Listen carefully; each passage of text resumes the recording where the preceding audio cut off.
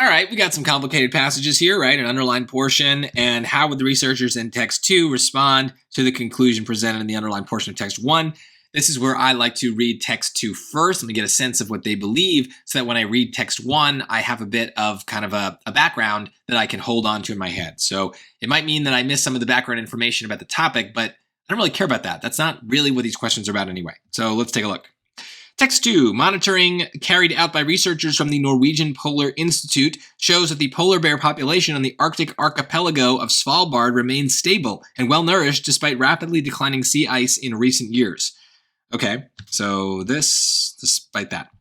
The researchers attribute this population's resilience in part to a shift in feeding strategies. In addition to hunting seals, the Svalbard polar bears have begun relying on a diet of reindeer meat and bird's eggs. So, feeding strategy. Or just the idea of shifting something. Okay. I don't know. I don't know what to take away from that. I've got some ideas that it's clearly presenting. Let's read text 1, and now I have some vague sense of what text 2 is saying. So, text 1.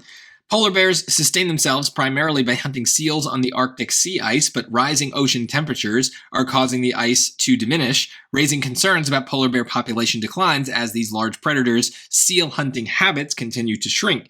A 2020 study examining polar bear populations across the Arctic concluded that populations affected by sea ice loss are at great risk of extinction by the end of the 21st century.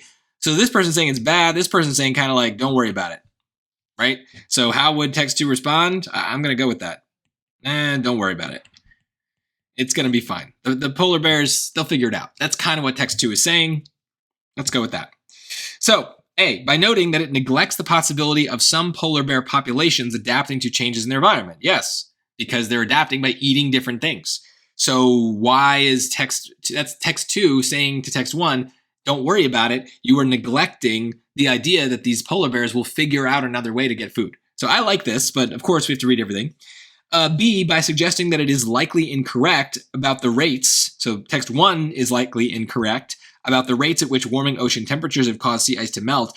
No, the criticism isn't like your climate data is wrong. It's your data about the polar bears is wrong, or your assumptions about the polar bears are wrong. So it's not about the rates of warming. C, by asserting that text 1 overlooks polar bear populations that have not yet been affected by loss of seal hunting habitats, that is not necessarily true because it's acknowledging in this particular study that I guess there is declining sea ice for these polar bears. They're not getting by. They're not surviving because they're not affected by the problem of the melting sea ice. They're surviving despite that, right? So it's not. Who cares if they're overlooking populations that have not been affected by the loss of the seals? The text 2 doesn't care. He's talking about ones that have lost seals. So this is just not a criticism he would have. D, by arguing that text 1 fails to account for polar bears' reliance on a single seal hunting strategy. Ooh, okay. So this is it's a trap. It's wrong, but it's a trap because if you kind of just look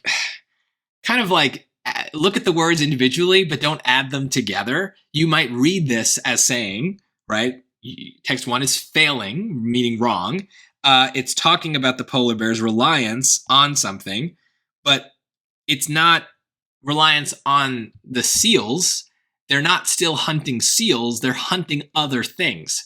So it's not that that text 1 is neglecting, or it's not that text 1 is saying they've only got one way to hunt seals, and once that they can't use that way, that's it. They're dead. I'm getting confused here. Text 2 is saying that it's not just about whether or not they hunt seals.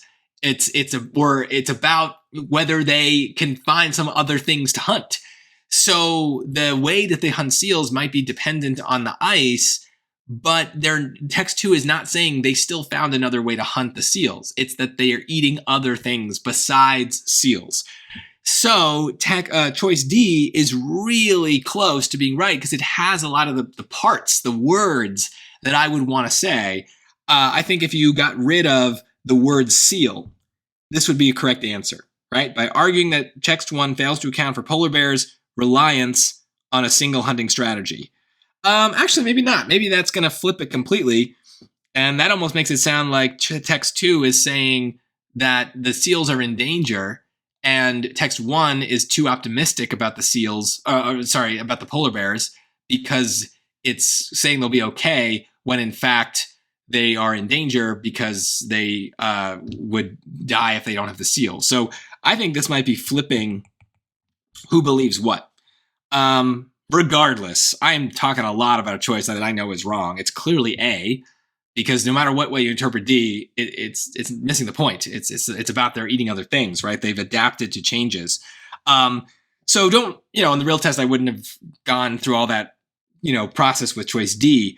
But I do want to kind of point out one thing, though, that is confusing, even though I was trying to account for it. Notice that every time I read this word it, I ended up substituting text 1, like the phrase text 1, in for that it. And it was because I could sense that I was losing track of what the question was asking, right? The question is asking, what does text 2 think about text 1?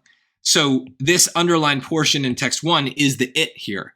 And maybe that's why D is kind of confusing, is I'm losing track of who believes what. And this choice is actually maybe more close to being correct if we misunderstand who believes what. If we think that text 1 is the more positive text and text 2 is a more negative one, we might think that choice D is a better fit, but it's not. And so just make sure for these cross-text connections questions that you keep track of which text you're talking about in the choices, which text is responding to the other one. A very common trap answer on these questions is going to be just an answer choice that's wrong because it confuses the two opinions. So you've got to find ways to avoid that confusion. For me, it was just kind of not letting that pronoun mask what was really going on and just replacing the pronoun with the text so that I could understand better what the logic and the order was.